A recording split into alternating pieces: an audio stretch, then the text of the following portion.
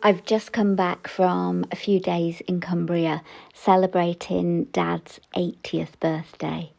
The Cumbrian hills, the familiar smell of the sea, it's all still lingering as I settle back into the studio. The first thing I do when I'm home is have a little tidy up, put things back in their place so I can see clearly again.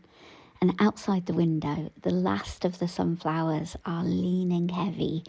Their petals are fading and autumn is sneaking in.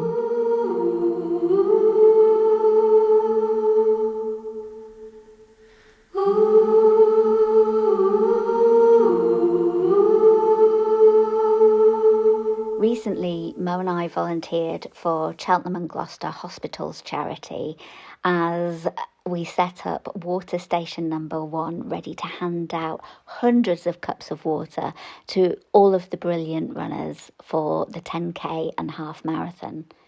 I really wanted to be there because lots of nurses and hospital staff who had treated and cared for me recently were pounding the streets, and I wanted to lend my support and yell, "Fast legs!" NHS! Woo!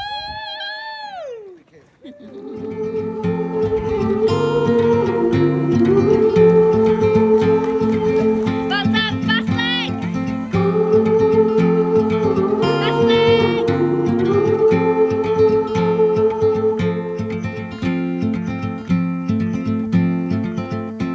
Heart filled with worries, no more. In a world full of sorrows, what for? You watch the world from the place beneath the willow, the willow. So many years, too many tears on your pillow, on your pillow.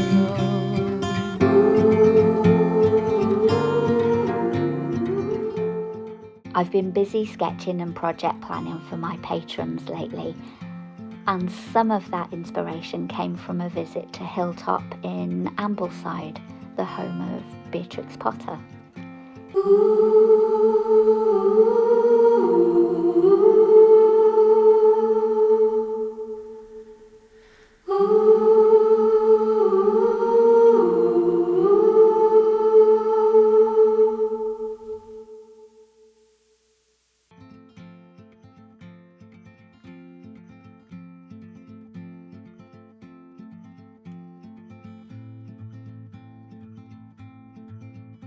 Each room felt both new and familiar, as if I'd walked into a memory.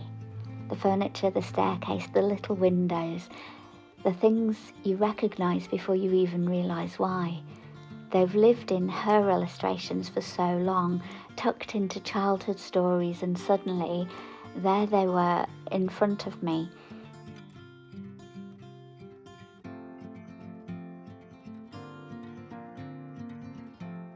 I knew the gate, I knew the garden path, I knew the light spilling across the stairs past the clock and up to the landing. It felt like stepping into her stories.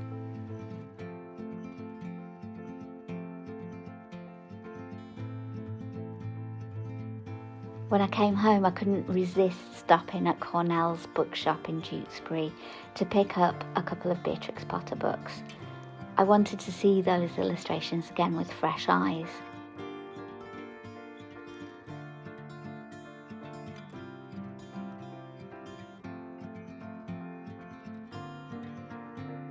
And then, sat in the studio, looking out of the window, I had my very own Beatrix Potter moment.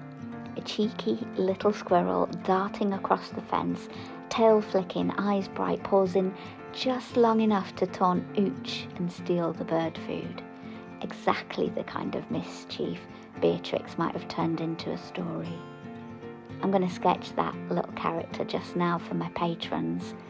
they'll get a longer video where I break it down and discuss how to capture the shapes and the rhythm of his body, the flick of his tail and the energy in the movement.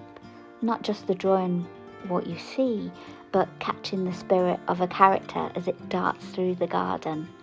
It's the kind of exercise that reminds me why I love sketching, turning a moment into a story on the page. So that's where I'll leave you today, with owls in charcoal, squirrels in the garden, and a little thread of Beatrix Potter woven through it all. Thanks for watching, and may your own quiet observations spark something a little wild in what you create.